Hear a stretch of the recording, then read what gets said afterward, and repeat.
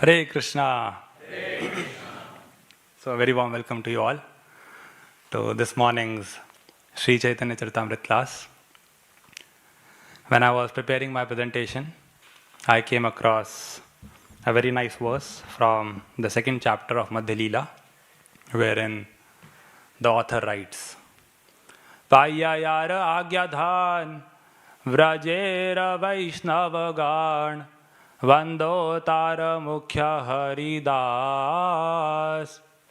Chaitanya Vilasa Sindhu Kallolera Eka Bindu Tare Karna Kahe Krishna Das. Paya Yara Agyadhan.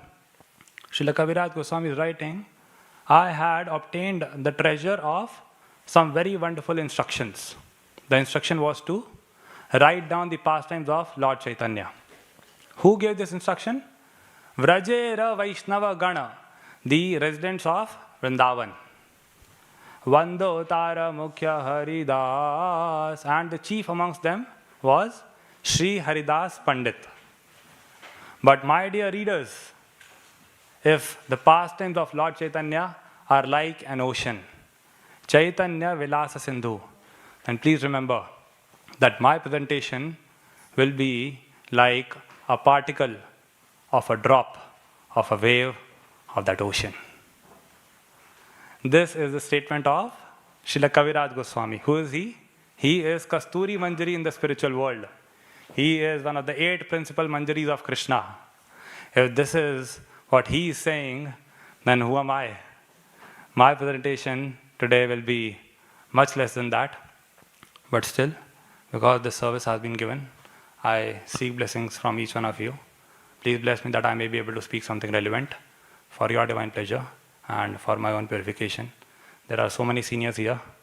Some devotee sitting here probably started reading Chaitanya Charitamrita before I was born, So please bless me.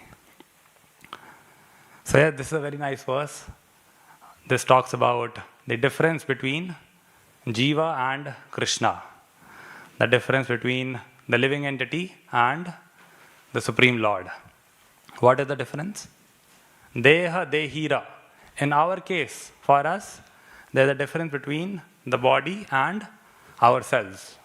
When I say ourselves, I mean the spirit soul. We all are spirit soul. I hope that is clear to everyone. So, for us, there is a difference between the body and the person. But for Krishna, there is no such difference. And then, Nama Namira. For us, in the material world, the name is a representation of the reality. The name is used to represent a person, a thing, or an object. So for us, the name is a representation of the reality, but for Krishna, the name is the reality. For us, the name is used to point to a person. But for Krishna, the name is the person. Because Krishna is non-different from his name. This term non-different was very often used by Srila Prabhupada. Outsiders, people in general, they don't use this. They either use the term not different or they use no difference. But non-different was used by Srila Prabhupada to address simultaneous oneness and difference. Achintya Bheda Bhed philosophy. For example, Krishna and Lord Chaitanya. Are they same? Yes. But are they different? Yes. Sorry, I don't understand. Okay, I'll explain. So Krishna and Lord Chaitanya, how are they same? Both of them are Krishna. That's how they are same. That's the similarity. And is there a difference? Yes. What's the difference? Simple example, their color. Krishna is bluish in color. It is for that reason that the favorite color of Lord Balaram is blue. Because Krishna is bluish in color, it is for that reason that the favorite color of Srimati Radharani is blue. Because Krishna is bluish in color, it is for that reason that last year on the Janmashtami day, the devotees of Bhaktivedanta Manor were dressed in blue color outfits. Anyone noticed? It was so nice, 16th August 2025. So, yeah. So Krishna is bluish, but Lord Chaitanya, his complexion was golden yellow because he had borrowed that from Srimati Radhika. Prema bhakti shikhaite apane avatari Radha bhava kanti dui angikara kari. He borrowed two things from Srimati Radhika. One is Radha bhava, her mood, and second, her kanti, her complexion. So yeah, so like this. So similarly, Krishna and his name, they are simultaneously one and different. What's the similarity? Krishna is inconceivable. Krishna is achintya. Similarly, Krishna's name is also inconceivable. How is Krishna inconceivable? Krishna is God. Krishna is that person within whose womb the entire creation resides. I'm not saying this. This is what Mother Devaki speaks in the 10th canto. Vishwam yadetad swatanau nishante yathavakasham purushaha paro bhavan bibharti soyam mama garbhago bhud aho nrilokasya vidambanam hitat Vishwam yadetat swatanu. Oh my Lord, in your tanu, in your body, in your belly, the entire Vishwa is residing. The entire creation has taken residence within your belly. Then how is it possible that you have decided to take shelter within my belly? If this entire creation is residing within your belly, I am a part of your creation, then I am also within your womb, right? How can you reside within something which is within you? Inconceivable. Aho nrilokasya vidambanam. Srila Prabhupada translates the term vidambanam as impossible to understand. It is so tough to comprehend. Therefore, Krishna is inconceivable. Second example. Krishna appeared as Lord Varaha. And Varahadev was humongous. Varahadev was so large, so inconceivably large, so unfathomably large, that if you take the water from all the seas and oceans and try to fill his hair follicles, still there will be some empty spaces left. Yat romarandra paripurti vidhau adaksha Varaha janmani babhuvurami samudrah Tam namanathamaravinda drisho yashoda Pani dvayantara jale swapayam babhuva. Yat Roma. Roma means the bodily pores. Bodily pores of whom? Varaha janmani, of Varahadev. If you try to fill it with Varaha janmani babhuvur ami samudra. Samudra means the seas and oceans. If you try to fill it with all the water on this planet, still there will be some empty spaces left. But guess what? When the source of this Varahadev, who is the source of Varaha? Krishna. When Krishna, in the land of Vrindavan, was given a bath by Mother Yashoda, a bucket full of water was enough.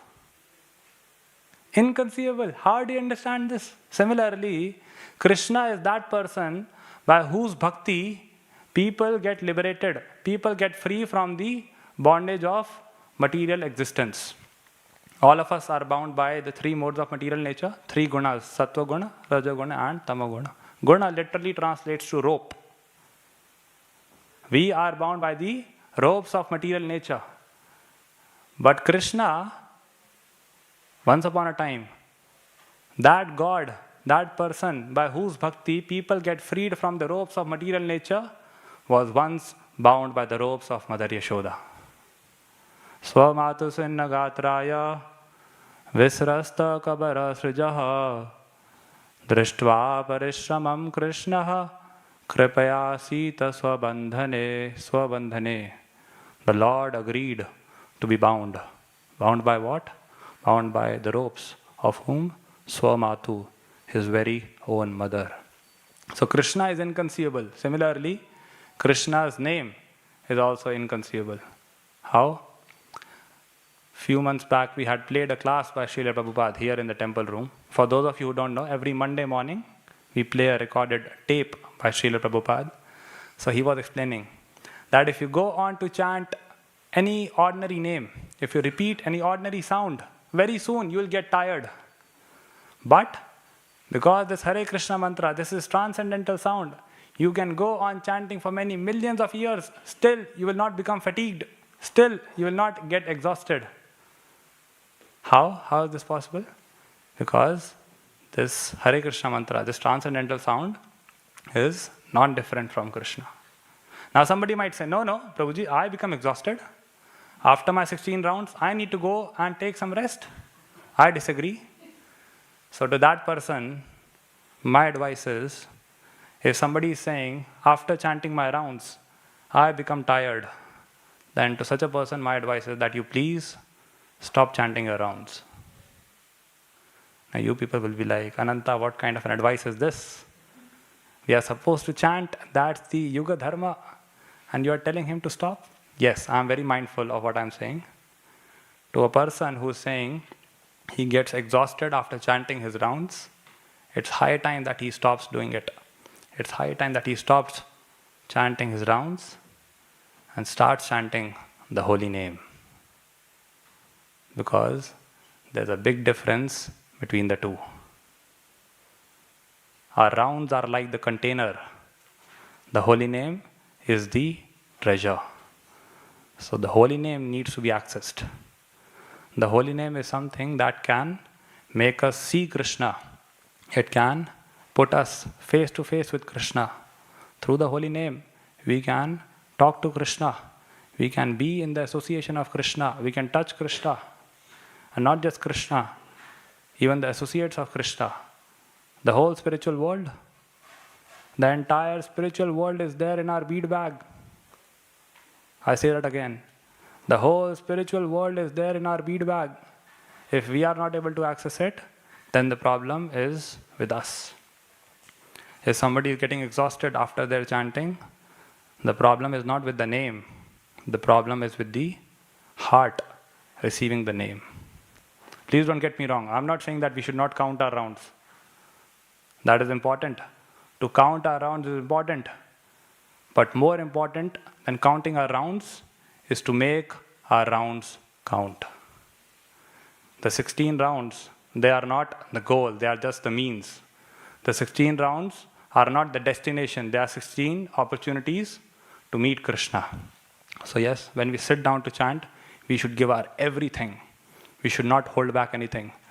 And when we do that, when we go to our limits, then Krishna will come and take us beyond our limits. So yes. And some people, they say that chanting is not my thing. Chanting is not meant for me. I can do service, I can use my skills and talents in the service of Krishna, but not chanting. And Prabhuji, by the way, we are not International Society for Chanting Hare Krishna. We are International Society for Krishna Consciousness. So if somebody says this, tell him, Prabhu, by that logic, we are not International Society for Morning Program. Let's stop the morning program. We are not International Society for DT worship. Let's stop DT worship.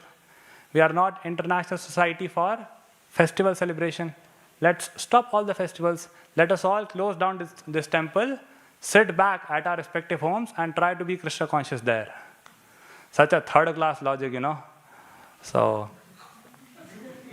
service is as per swabhava. Seva is as per swabhava. But bhajan is for everyone. Reading, chanting, this is not optional. Service is optional. Somebody might be into cooking. Somebody might be into cleaning. Somebody might be into management. Somebody might be into preaching. Even in the spiritual world, not everyone does everything. Mother Yashoda, her service is to pack lunchbox for Krishna. That's her service.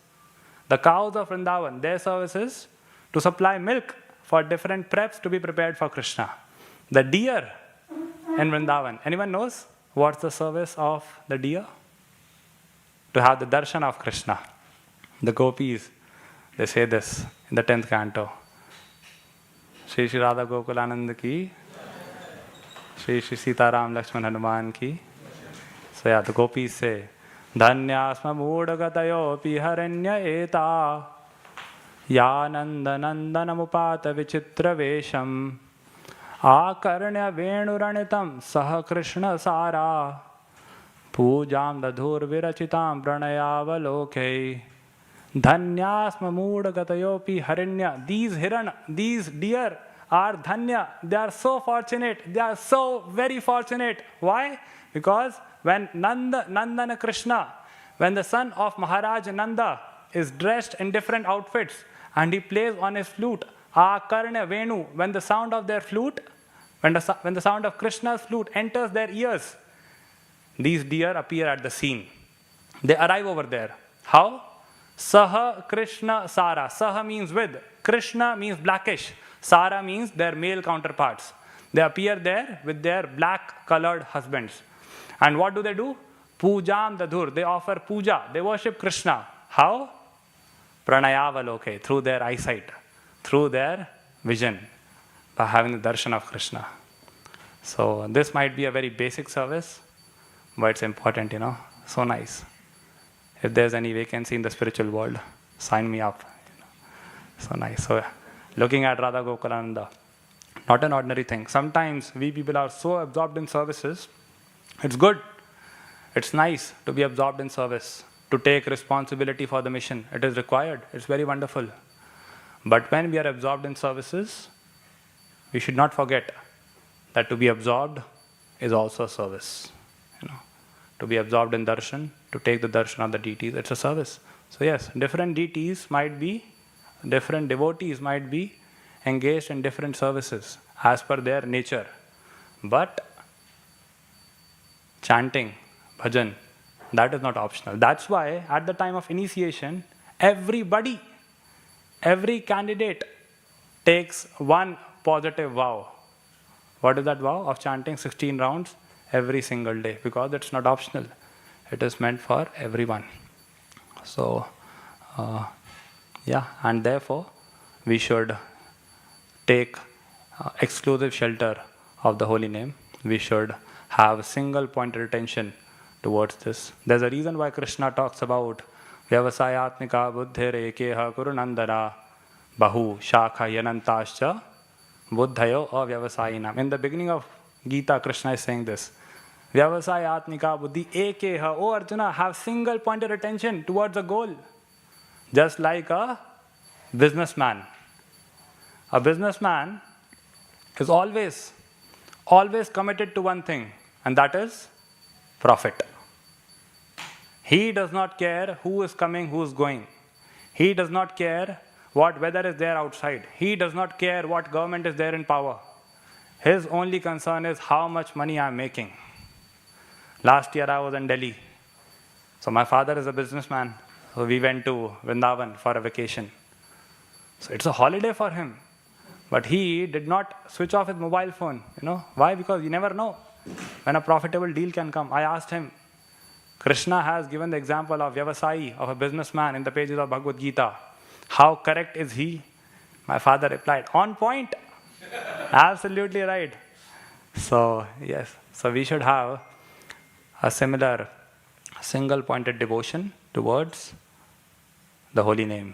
And if we do this, then we will be able to see the reciprocation. We'll be able to see exchange from the side of Krishna also. If we see through the pages of Srimad Bhagavatam and Sri Chaitanya Charitamrita, so many examples come where devotees had taken exclusive shelter of Krishna and they saw the reciprocation. For example, Queen Kunti, first canto, she offers the prayer, Yatha Rishikesh Khalena Devaki Kansena Ruddhati Chiram Shucharpita Vimochitaham Chasahatmaja Vibho Tvayev Nathena Muhur Vipadganat. Yatha Rishikesha, O Rishikesha, O Krishna, when your mother was in trouble, when Devaki was being bothered by her brother, Yatha Rishikesha Khalena Devaki Kansena Ruddhati Chiram Shucharpita, you came and saved her from Kansa. You offered the required protection. But unfortunately, In the process, her 6 sons were killed. Your 6 elder brothers had to die. But when it was my case, you not only protected me, you protected my 5 Pandava sons as well. Why? Why this difference? Because Tvai eva nathena muhur vipadganat. Because you were my only nath. You were my only master. You were my only protector. As for Devaki, in her case, she had one more nath. She had one more protector, her husband. Vasudeva was around. Therefore, because my husband had passed away, Pandu had passed away long time back, therefore you were slightly more favorable. Second example, Draupadi. Draupadi was mistreated in the assembly of gambling match. Durvara vakyam parigrihya Krishna mrigi vabhita tu katham kathanchit sabham pravishta manasa juhava govinda damodara madhaveti. Draupadi, Durvara vakyam, she was maltreated. She was ill-treated by a sinful wretch named Dushasan. This Dushasan was a rascal. He was a sold-out rascal. Sold out to whom? To his mind and to his senses. Why? Because he had the audacity to touch somebody else's wife. He had the audacity, the courage to touch Draupadi. When I was reading Mahabharata, for me, unarguably, the most painful incident was this. Disrobing of Draupadi by Dushasan. Sorry, not disrobing. Draupadi was never disrobed. Attempt of disrobing Draupadi by Dushasan. The most painful. And the most joyful incident was not the victory of Pandavas. It was the death of Dushasan by Bhima. Bhima had promised that I will rip apart the chest of this guy and drink blood from his heart. And he lived up to his words. He killed him in such a stylish way that if I would have been a king in the ancient times, I would have given so many cows in charity to the Brahmanas, so many, so nice. This guy deserved something worse. And Dushasan was a rascal because his father was a rascal. Like father, like son. His father Dhritarashtra, adharma is happening in front of his own eyes, in his presence. And my guy did not even speak a word. He kept his mouth closed. He was the only authority in the assembly. Such a blot on the Kuru dynasty, Such a disgrace for the Kuru race. Therefore it is said, Dhritarashtra did not need better eyesight. He needed better intelligence. Mahabharata is a very wonderful case study which shows that physical blindness might be a bit problematic, but spiritual blindness can be catastrophic. An entire civilization was wiped out because of him. So yes, Durvara Vakyam Parigrihya Krishna Mrigiva Bhita. She was fearful like a deer. Mriga means deer, Eva means like, Bhita means fearful. Because she was trembling out of fear, she reached out to the different personalities present in the audience for help. When nobody came forward, finally she sought the shelter of Krishna. How? By calling out, Govinda Damodar Madhaveti, O Govinda, O Damodar, O Madhava, please come and save me. Govinda Govinda Hare Murare, Govinda Govinda Mukunda Krishna, Govinda Govinda Rathanga Panir, Govinda Damodar Madhaveti. And because she took exclusive shelter of Krishna, Krishna reciprocated. He did the needful. Then Uttara, She was a kid when her husband had died in Mahabharat. Abhimanyu, her husband, was only 16. So she was a child. She was probably 12 or 14. And another abominable person, Ashwathama, did not even think about it. He released a Brahmastra. Of course, the Brahmastra was not directed towards her. It was directed towards the child within her womb. But still, she would be bothered by the heat of the arrow, right? But when this happened, Uttara, she called out, Pahi pahi mahayogin deva deva jagatpate nanyat tvad abhayam pashye yatra mrityu parasparam. Pahi pahi, oh Krishna, please help me, please save me. You are Deva Deva, you are master of all the demigods. You are Jagatpati. You are the protector of the entire Jagat. I am a part of this Jagat. So by that logic, you are my Pati as well, my protector as well, please. Nanyat tvad abhayam pashye. This third line shows her exclusive shelter of Krishna. Na anyat. Nobody else can save me from this impending danger. And Krishna came. Krishna personally appeared at the scene. At that time, Krishna was nowhere around. Krishna at that time was in the camp of the Kauravas. And Uttara was in the camp of the Pandavas. But still, Krishna came. Then the gopis. At the dead of night, when Krishna called them, Tannaha prasida vrajinardana tengri moolam prapta visrijya vasati svadupasanasha tvat sundara smita nirikshana tivra kama taptatmanam purusha bhushana dehi dasyam. The gopis, they had given up. Tannaha prasida vrajinardana tengri moolam prapta visrijya. Visrijya means give up. They had given up what? Prapta visrijya vasatis. They had given up even their places of residence. For what? For what reason? Tvad upasanasha. With the asha, with the hope of your upasana. Oh Krishna, we are hoping to serve you.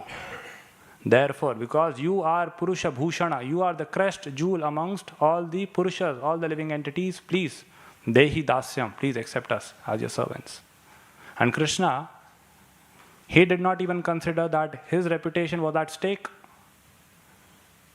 He knew that if he accepts them, some people for the rest of eternity, they will call him ill names. They will try to defame him because at the dead of night, he danced with the wives of others. But still, Krishna was okay with that. Somebody is taking exclusive shelter of me. How can I say no? Then, last but not the least, the 6 Goswamis of Vrindavan. They were high-ranking ministers. Tyaktva turnam ashesha mandalapati shreyanim sadatuchhavat. Rup and Sanatan, they were finance minister and prime minister in the state of Bengal. At that time, Bengal was extremely prosperous financially because India was known as Sone ki Chidiya, the golden bird. So, Rup and Sanatan, but because they had a desire to serve Krishna, to be with Lord Chaitanya, they signed their resignation. To sign a resignation to serve Krishna, it's not easy, you know. Sometimes we people have ordinary jobs. When devotees resign from their job of an engineer, doctor, etc., to join the ashram, at that time, they start calling their seniors, Prabhuji, my hands are shaking, what do I do? Is this a right decision? So these guys, these Rup and Sanatan, they signed from the post of a minister. Why? Shreyanim sada tuchhavat. To live in very simple, austere conditions. And because they had done this, they were extremely dear to Lord Chaitanya, Rup and Sanatan. Just to give you an idea what Rup and Sanatan, especially Sanatan Goswami, meant to Sri Chaitanya Mahaprabhu. Sanatan had come to Jagannath Puri to be in the company of Lord Chaitanya. After spending some time, it was time for him to go back. When he was leaving Jagannath Puri, Kaviraj Goswami writes, Ye kale vedaya haila prabhura charana dui janara vicheda dasha nayaya varnana. Ye kale vedaya haila. When it was time for Sanatan Goswami to say goodbye. Goodbye to whom? Prabhura charana, to the lotus feet of the Lord, to Sri Chaitanya Mahaprabhu. Dui janara vicheda dasha. The kind of pain these two personalities were experiencing, the kind of condition which Sanatan Goswami and Lord Chaitanya had, na yaya varnana, I cannot describe. Therefore, my dear readers, please forgive me. I choose to skip this pastime. He skipped an entire pastime. When I was reading this, I was thinking, if at all, someday, I happen to meet Kaviraj Goswami, either in the material world or in the spiritual world, first thing I'll do is, I'll offer my pranams to him. And second thing I'll do is, I'll ask him to narrate this. I know it will be painful. I know it will be tough for me to handle it. But still, I wish to hear it, because I want to know how Lord Chaitanya bids farewell to his loving devotees, and what kind of an experience, what kind of feeling Sanatan Goswami was having at that time. So nice. And Raghunath Das Goswami, he was the son of Hiranya Majumdar and Govardhan Majumdar. They were big landlords. Indra sama Aishwarya Stri Apasara sama E saba bandhite nari leka yara mana. Because Raghunath Das Goswami was not interested in the property, in the money. He used to time and again run to be in the company of Lord Chaitanya. The guards, they used to bring him back.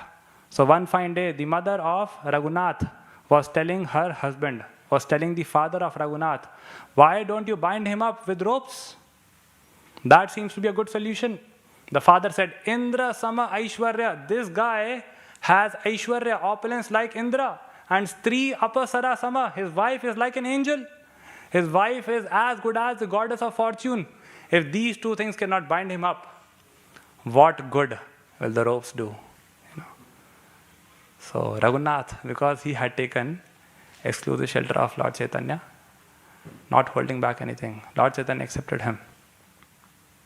Lord Nityananda accepted him. Now you might be thinking that these examples are only found in the pages of Bhagavatam and Chaitanya Charitamrita. Do we have such examples in this day and age? So fortunately, the answer is yes. Even in 21st century on this planet, we can find such examples. Forget about this planet. In our society, ISKCON, we do have such examples. Forget about ISKCON. Even at Bhaktivedanta Manor, we can find such examples. I'm not joking. Forget about Bhaktivedanta Manor. Such examples might be present in this room right now. And I can prove it. I can prove it right here. How? What's the proof? Last year, in January, I was scheduled for a Bhagavatam class. I was still working. I had signed my resignation, but I was on my notice period. My last day of working was 3rd of March. So the class happened, but on that day, some brahmacharis were away. They were in Liverpool. So a few days later, when they came back, Panchatattva Prabhu reached out to me and he said, I think he heard the recording. So he said, Ananta, just wanted to check, would you like to give a brahmachari class upstairs in the ashram? I said, brahmachari class and me? I understand that I'm about to join the ashram, but brahmachari is a very high term. Brahmachari means that person whose acharan is on the platform of Brahman, whose behavior is on the spiritual plane, and my activities are always on the mental plane.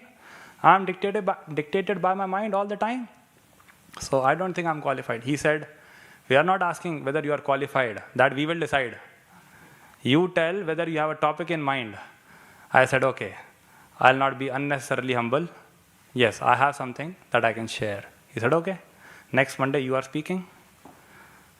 So the class happened in the beginning of February. I spoke on Kola Vecha Sridhar. Then because it was February, my date of resignation was coming close. I started reaching out to different seniors, superiors and well-wishers, asking them for their blessings. But because some of them were out of touch, so many of them did not reply, and some replied with a very short message. So short message, I was not satisfied, probably because short message means that the blessings were not heartfelt. So one fine day I slept with a prayer that, oh Shri Shri Radha Gokulananda Ji, I have been trying to ask for the blessings of your devotees, but it seems that they are not very enthusiastic. But without their mercy, I'll not be able to successfully join. So please do something. Can you please arrange for me to speak, to give a class in the assembly of some exalted Vaishnavas? Because by that, what will happen? I'll give the class, and at the end, I'll ask for blessings, and then they will have to give. They'll have to bless me. Sorted. But yes, if you arrange it, please make it happen somewhere around 3rd of March, because that's my date of joining. I slept. Ladies and gentlemen, the next day, in the daytime, I get a message from Panchatattva Prabhu. Ananta, we heard your last brahmachari class. Would you like to give another brahmachari class? And this time, the date of the class will be 3rd of March. I was stunned. I was flabbergasted. I was shocked. Krishna, what is he trying to teach me? He is probably trying to tell that you fool, you stupid fellow, you think that these people are ordinary? You are looking for exalted Vaishnavas outside? I have arranged your stay in the midst of exalted Vaishnavas. Don't take them for granted. They are very dear to me. So yes, many of you devotees, you never know. I was speaking to a couple a few days back. This couple is from UK. So the Prabhu in that couple is a very good friend of mine. So he said he wanted to share a few things. So we had a phone call. And as he started speaking, I realized that their life was in a mess. Fortunately, the husband and wife, they had a very wonderful relationship. But other than that, every aspect of their life was messed up. But guess what? In spite of all this, what to talk of chanting their own rounds? These guys continue to preach. And I was like, Prabhuji, Mataji, what are you made up of? Where are you from? Please take some time and sort your life. Preaching can wait. But no, because they are fully dedicated to the service of Krishna.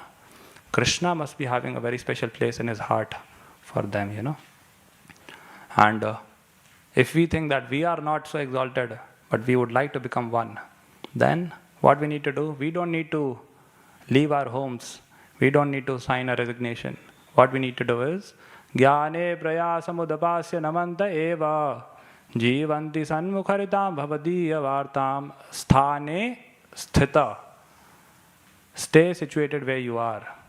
Be where you are. And from there, what you do? You take exclusive shelter of Krishna. I'm not saying this. Lord Brahma, it's his words, And taking exclusive shelter of Krishna means taking exclusive shelter of the names of Krishna, because Kali Kaler Nama Rupe Krishna Avatar Nama Haite Haya Sarva Jagata Nistar, because Krishna is non-different from his names. Krishna has descended in the age of Kali as his names. So yes, when it comes to chanting, we should not compromise, neither with the quantity nor with the quality. Sometimes because we are in a preaching movement, we people very easily, because of services, because of preaching, we compromise on our chanting. No, not at all good, Preaching is important. But if that is happening at the cost of my own sadhana, then externally we may be big time performers, you know. Externally we may become big preachers, but internally we'll be hollow. And soon we'll be exposed. Soon the audience to whom we are preaching, they will know that this person does not have depth. This person is simply a show bottle devotee, you know. So, yes. Please don't get me wrong. I'm not saying that preaching is not required. Preaching is important. The world needs preachers. The world needs those who have the answers. The world needs those who have the answers. But more than that, the world needs those who are the answers. And how do we become the answer? By becoming good chanters of the holy name. So again, I'm saying, please don't get me wrong. Preaching is important. How much push I receive from my seniors, you know, if I tell you, okay, let me give you an example. Earlier this year, we had the National Sankirtan Festival, right? The marathon awards for last year's book distribution marathon, winter marathon. So I had reached out to my family, my parents, and a few close friends that I'll be receiving something on that day. So after the ceremony happened, my parents, they called me and asked, "Did you inform this Prabhuji?" I said, "No." They were like, "What are you doing? If he gets to know from somewhere else, then it will not look so good, you know. Make sure you inform him." I said, "Okay." So I wrote a message, "Hare Krishna Prabhuji, Dandavat Pranams. Last year's 2025 winter marathon was so nice. By the grace of Krishna, I got this rank. And I did not inform you earlier because I did not want it to sound as boasting. I did not want to sound arrogant. So therefore, informing you a bit late." His reply came, "Ananta, thank you for your message, but I'm confused. What is there to boast in this? If you are not first, if there is at least one more devotee ahead of you who distributed more books than you, shame on you. You have defamed the name of Delhi in UK. Is this what we have taught you?" So because he had hit my ego, I also replied, "Prabhuji, this year, 2025, we had many other services. We were not even trying. Next year, you just wait and watch. We will go for it. And then we will try. We will try our level best to win the marathon." He replied, "Ananta, I'm not asking you to try. I'm instructing you. You have to win it." So this is the kind of pressure my seniors put on me, you know. So my point is, preaching is important, no doubt, but not at the cost of one's chanting, you know. There should be time for chanting, and there should be time for preaching. And one more thing that really helps in the process of chanting is fixing a commitment, taking a vow that every day I'll be chanting this many number of rounds. If we can chant 16, that's very wonderful. If not 16, then also it's fine. But we should fix a number, even if it's a smaller number. Because this commitment will strengthen our relationship with Krishna. It will make our relationship with Krishna deep. Just like between a husband and wife. If the relationship is based on chemistry, the relationship won't be long-lasting, right? It should be based on commitment. Some commitment should be there. Because after some time, there will be boredom. So if commitment is there, the couple will stick around. I'm not sure how many of you heard this, but a few days back there was a news. A 20-year-old girl killed her 26-year-old fiancé. She pushed him from the mountain top into the valley, and the reason was that she had developed feelings for another guy. She had found another boyfriend. And everyone on the internet is asking her one question, the same question. What question? That why did you kill him? You could have simply said no, right? But my question to her is even more basic. My question is that you were probably bored with this fiancé. You thought that he is no more exciting. This new guy is more fun. But how long will this fun go on? Till when? If you get married to this new guy, in the beginning there will be touching. Then there will be embracing. Then there will be kissing. But till when? In the long run, the relationship has to be driven by responsibility. For those of you who are married, you can calculate for yourself how much time out of 24 hours you spend experiencing romance and how much time you spend executing responsibilities, So, yeah. Having feelings is one thing. To feel something is still okay, because a young boy is expected to become naturally attracted to a young girl and vice versa. This is what the Shastras say. Yuvati nam yatha yuni, yunam cha yuvatau yatha. If the attraction is not happening, there's something wrong. The person is abnormal. Right? So this is supposed to happen, expected to happen. The feeling is expected to arouse. But we should not be driven by that feeling. Even if we can't control how we feel, we can always control how we act. Right? Because this girl or lady, whatever, I'll not call her Mataji. She does not deserve to be a mother. So because she chose to be driven by feelings, she chose to be driven by lust. What happened? Today she is infamous all across the globe. This is the power of lust, It can make you blinded like anything. Therefore it is said, love is blind. But this statement is partially correct. Love is not always blind. Love for Krishna makes full sense. Love for Krishna is sensible. So love is not always blind. Love is blind when lust is the blindfold. So, yes. So similarly, our relationship with Krishna should not be based on feeling. Today I feel like chanting, so I chanted. Tomorrow, I didn't feel like chanting, so I skipped. No. Chanting of Hare Krishna is not a hobby. Sometimes I play tennis. Sometimes I chant 2 rounds. No. It should not be a hobby. So it should be a responsibility. Of course, within that responsibility, there can be romance. I'm speaking all this. I myself sometimes stand in front of Radha Gokulananda and recite some esoteric verses. That's fine. But the basis should be commitment. The basis should be responsibility. So, yes, I think that was mostly it from me. Sorry I spoke on a few heavy things, So you can bless me that I may myself practice what I spoke. In Sri Chaitanya Charitamrita, a very wonderful section came. I was reading. When Rupa and Sanatan were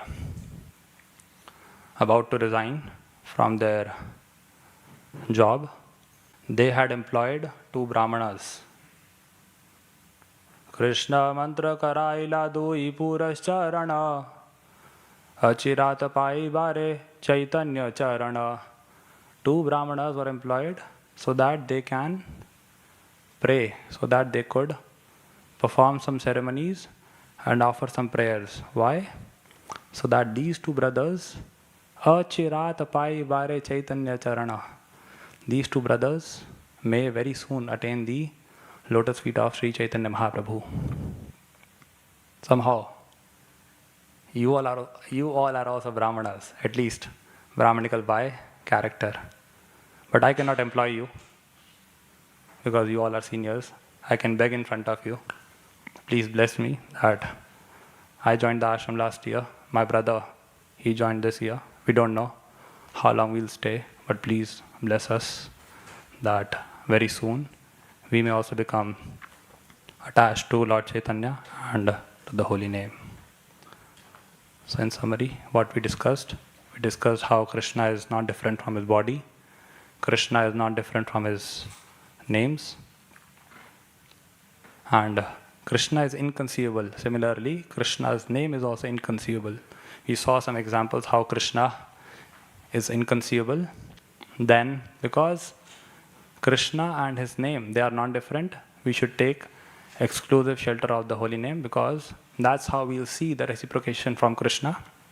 We went through the example of Kunti, Draupadi, Uttara, the gopis of Vrindavan, and the 6 Goswamis, how because they had taken exclusive shelter of Krishna, he did the needful. So what we should do, we should give quality time to chanting, not that we compromise it because of services. Services are important, but there should be time for service and time for sadhana. And it's good if we can take a commitment, because that will make our relationship with Krishna deep.